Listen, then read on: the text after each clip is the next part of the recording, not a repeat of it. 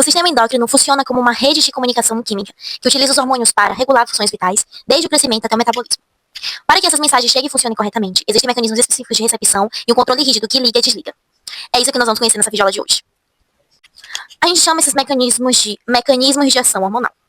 A forma como um hormônio atua depende da sua solubilidade, o que determina se ele consegue atravessar a membrana da célula ou se precisa de um mensageiro para que isso aconteça, para que ele consiga entrar na célula. Hormônios hidrossolúveis são os proteicos e amínicos. Como não conseguem atravessar a bicamada lipídica da membrana celular, eles funcionam como uma chave que aciona uma fechadura externa. Receptor, localizado na superfície externa da membrana plasmática. Ação, ao se ligar ao receptor, ativa um segundo mensageiro, como o AMPC ou íons cálcio. Efeito, geralmente é uma resposta rápida, com uma ativação de enzimas que já existem no citoplasma. Exemplos, insulina, glucagon e adrenalina. Hormônios lipossolúveis, esteroides e tiroidianos. Por serem derivados de lipídios, como o colesterol, eles atravessam a membrana celular com facilidade. Receptor, localizado no citoplasma diretamente no núcleo. Ação, complexo hormônio receptor liga-se ao DNA, agindo como interruptor, que liga ou desliga genes específicos, por meio da transcrição gênica. Efeito, resposta mais lenta e duradoura, pois envolve a produção de novas proteínas. Exemplos, testosterona, progesterona, estrogênio e cortisol. Regulação e mecanismos de feedback. O corpo mantém o equilíbrio com a homeostase por meio da retroalimentação ou feedback, garantindo que os níveis hormonais não fiquem altos ou baixos demais. Feedback negativo, os mais comuns. A resposta do sistema inibe o estímulo inicial. Funciona como um termostato. Quando a temperatura sobe, o aparelho desliga e quando ele cai, ele liga. Exemplo, glicemia. Se o açúcar no sangue sobe, o pâncreas libera insulina. A insulina faz com que a glicose entre nas células, baixando o açúcar no sangue. Esse nível baixo sinaliza ao pâncreas para parar de secretar a insulina. Eixo hipotálamo-hipófise. Eixo hipotálamo-hipófise-tireoide. São 3. O aumento de T3 e T4 no sangue inibe a produção de TSH pela hipófise, impedindo que a tireoide continue sendo estimulada. Feedback positivo, raro e pontual. Neste caso, a resposta reforça o estímulo inicial, criando um ciclo que só para quando o evento externo ocorre. Exemplo, parto. A pressão do bebê no colo do útero estimula a liberação de ocitocina. A ocitocina causa contrações que empurram o bebê, gerando ainda mais pressão e, consequentemente, mais ocitocina. O ciclo só termina com o nascimento do bebê. Outro exemplo, amamentação.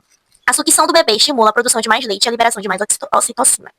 Resumo comparativo. Característica, transporte no sangue. Hormônios hidrossolúveis livre, dissolvido no plasma. Hormônios lipossolúveis ligados a proteínas transportadoras. Característica, local do receptor. Hormônios hidrossolúveis, membrana celular exterior. Hormônios lipossolúveis, citoplasma ou núcleo interior. Característica, velocidade de ação. Hormônios hidrossolúveis rápida, segundos a minutos. Hormônios lipossolúveis lenta, horas a dias. Característica, mecanismo principal. Hormônios hidrossolúveis, segundo mensageiro, exemplo AMPC. Hormônios lipossolúveis, ativação e inibição de genes. Ah lá, e o que significa AMPC? Adenosina monofosfato cíclico. É um dos segundos mensageiros mais importantes do nosso corpo humano. Ele funciona como estafeta. O hormônio traz a mensagem até a porta da célula e o AMPC leva essa mensagem para dentro, onde as coisas realmente acontecem. Bom, a cascata de sinalização, eu vou explicar um pouquinho sobre esse ciclo, tá? A cascata de sinalização do AMPC. O primeiro mensageiro, um hormônio como adrenalina ou glucagon, se liga a um receptor específico na membrana da célula. A ativação da proteína G. Essa ligação altera a forma do receptor, que ativa uma proteína interna chamada proteína G. A fábrica de AMPC. A proteína G corre pela membrana e ativa uma enzima chamada adenilato ciclase. A conversão. A adenilato ciclase pega o ATP, que é a moeda de energia da célula, e o transforma em AMPC, que é uma equaçãozinha, tá? Eu não vou explicar porque é complexo. A resposta celular. O AMPC ativa as proteínas quinases, PKA, que saem ligando ou desligando outras enzimas dentro da célula por meio da fosforilação. Por que o AMPC é tão importante? O uso do AMPC permite um fenômeno chamado amplificação do sinal. Uma única molécula de hormônio ligada a um receptor pode gerar milhares de moléculas de AMPC, que por sua vez ativam milhões de enzimas. Exemplo prático, quando você leva um susto, a adrenalina se liga às células do fígado. O AMPC ele é gerado rapidamente e ativa a enzima que quebra o glicogênio em glicose. Aí, graças à amplificação do AMPC, você ganha uma explosão de energia em segundos. Como sinal interrompido? Para que a célula não fique estimulada para sempre, existe uma enzima chamada fosforodiesterase, PDE. Ela degrada o AMPC, convertendo-o em AMP comum, inativo, interrompendo a resposta hormonal. Curiosidade, a cafeína, a fosfodiesterase, isso faz com que o AMPC dure mais tempo nas células, prolongando os efeitos de alerta e da adrenalina no seu corpo. Então, a gente vai ver agora como é que esse AMPC ele interfere diretamente no órgão, tá? Vamos ver como é que ele dita o ritmo do órgão coração, que é a estabilidade dos rins por meio da balança de água. No coração, o efeito da adrenalina. Quando você está em uma situação de luta ou fuga, e a gente já viu essa sensação aqui nas últimas aulas, a adrenalina, inclusive na última aula, a adrenalina precisa fazer o coração bater mais forte, mais rápido, para bombear sangue aos músculos. Aí que entra a ação do AMPC.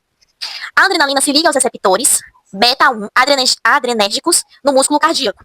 O trabalho, o aumento de AMPC ativa proteínas que abrem canais de cálcio e a gente já viu sobre o cálcio aqui, na membrana de células cardíacas. Resultado, com mais cálcio entrando, a contração muscular fica muito mais vigorosa e a frequência cardíaca sobe. É por isso que medicamentos chamados beta-bloqueadores são usados para tratar a pressão alta. Eles impedem que esse início da cascata do AMPC. Nos rins, eles atuam como hormônio antidiurético, ADH. O AMPC é responsável por impedir que você morra de desidratação, controlando quanta água sai na urina.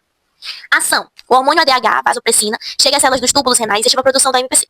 O trabalho. O AMPC sinaliza para a célula transportar vesículas que contêm canais de água chamados aquaporinas para a superfície da célula. Resultado. Esses canais funcionam como ralos que sugam a água da urina de volta para o sangue.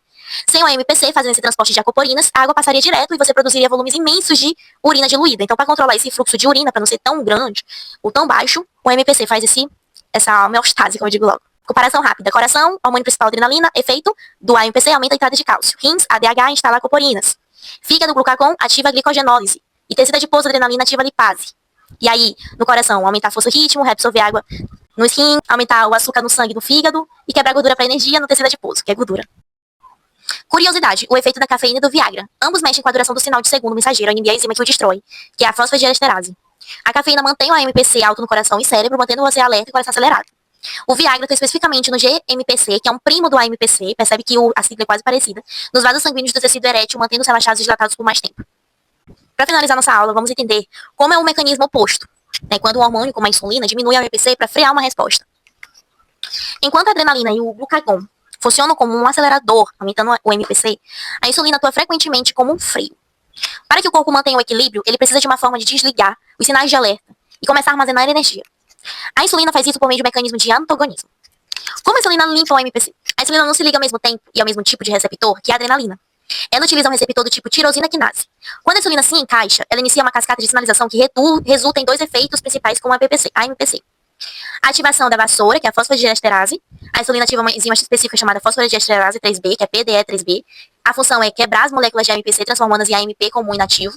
O resultado, o nível de AMPC despenca sem AMPC, as proteínas quinases PKA, que estavam estimulando a quebra de gordura ou açúcar, param de funcionar. Inibição da fábrica, adenilato ou ciclase. Em alguns tecidos, a insulina também pode enviar sinais que inibem diretamente a adenilato ou ciclase. A enzima que fabrica o AMPC, garantindo que nenhuma mensagem nova de alerta seja processada naquele momento. Exemplo prático, o tecido adiposo, que é o tecido da gordura. Imagine que você acabou de almoçar, seu sangue está cheio de glicose e insulina. Cenário sem insulina, jejum. O AMPC está alto, ativando a enzima que quebra a gordura, a lipase, para gerar energia. Cenário com insulina, pós-almoço. A insulina ativa a fosfodiesterase, o AMPC é destruído, a quebra de gordura para imediatamente. Consequência, a célula para de queimar estoque e começa a guardar a energia que veio aí da refeição. O equilíbrio dinâmico, insulina versus glucagon. Pense nisso como um cabo de guerra constante no seu fígado. O hormônio é o glucagon. Sinal, estamos sem energia. Efeito no AMPC, aumenta. Resultado, na glicose, o fígado libera a glicose no sangue. Já a insulina, o sinal é energia de sobra. Efeito na AMPC, diminui. Resultado, na glicose, o fígado para de liberar e começa a guardar energia. A armazenar energia para quando você precisar, você conseguir ter, né? Lembre de insulina como interior, de armazenamento. Vai ser melhor. Nota importante, essa é a razão pela qual é tão difícil queimar gordura na presença de níveis muito altos de insulina. A insulina é quimicamente eficiente em destruir o AMPC, que é o sinalizador necessário para a queima, lipólise. Resumo do mecanismo. Hormônios de estresse e jejum estimulam a adenilatociclase, que sobe a AMPC. A AMPC. Insulina estimula a fosfodiesterase, que desce a AMPC. A AMPC, não sei de onde eu tirei pá. No diabetes, o problema central é a perda desse controle sobre o MPC e a sinalização celular. O cabo de guerra que mencionei anteriormente fica desequilibrado. O freio, insulina, falha, e o acelerador, que é o glucagon ou adrenalina, agem sem oposição. Vamos ver. O AMPC sem controle. Em uma pessoa saudável, a insulina entra na célula e ativa a fosfodiesterase, PDE, para destruir o AMPC. No diabético, seja por falta de insulina no tipo 1 ou a resistência no tipo 2, a enzima PDE não é ativada corretamente, que é a fosfodiesterase. O nível de AMPC permanece alto, mesmo quando o corpo já tem açúcar suficiente, e a célula acha que o corpo está em jejum constante, mesmo que o sangue esteja cheio de glicose. Consequências da falha do freio. No fígado, gliconeogênese desenfreada. Como o AMPC não é reduzido, ele continua ativando a produção de glicose pelo fígado. Resultado, o fígado continua jogando açúcar no sangue, somando-se ao açúcar que veio da alimentação. É por isso que diabéticos podem ter glicemia alta mesmo após horas de jejum. No tecido adiposo, lipólise excessiva. Se a insulina para baixar o AMPC, a enzima que quebra a gordura, que é a lipase, fica ligada direto. Resultado, o corpo começa a quebrar gordura de forma descontrolada, liberando ácidos gráficos no sangue. No tipo 1, isso pode levar à cetoacidose diabética, pois o excesso de gordura quebrada é transformado em corpos cetônicos, que são os ácidos.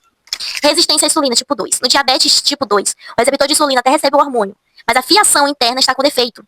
A cascata que deveria levar à ativação da fosfodiesterase está bloqueada, geralmente por gordura intracelular e inflamação.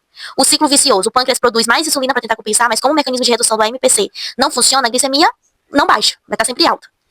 Então, já fazer uma comparação de cenários. Saudável, nível de AMPC baixo, insulina venceu. O que a célula faz? Guarda energia e para de produzir açúcar, e glicemia estável. Situação, diabetes descompensado. Nível de AMPC alto, insulina falhou. O que a célula faz? Quebra estoque e produz açúcar sem parar. Aí vai juntar com o açúcar que foi recebido da alimentação, e aí vai ser muito açúcar. Então, a glicemia ela vai ser muito alta. Então, quando o diabético tem uma crise de hipoglicemia, que é açúcar muito baixo, o tratamento de emergência é o glucagon.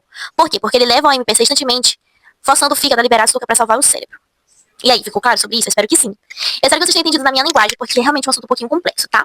Mas não se esqueça de curtir, comentar, se inscrever no canal, ativar as notificações e compartilhar com todo mundo, porque saúde e bem-estar devem ser compartilhados para ajudar uns aos outros. Um beijo e até amanhã. Amanhã a gente vai ver sobre hipotálamo e hipófise. Não perca!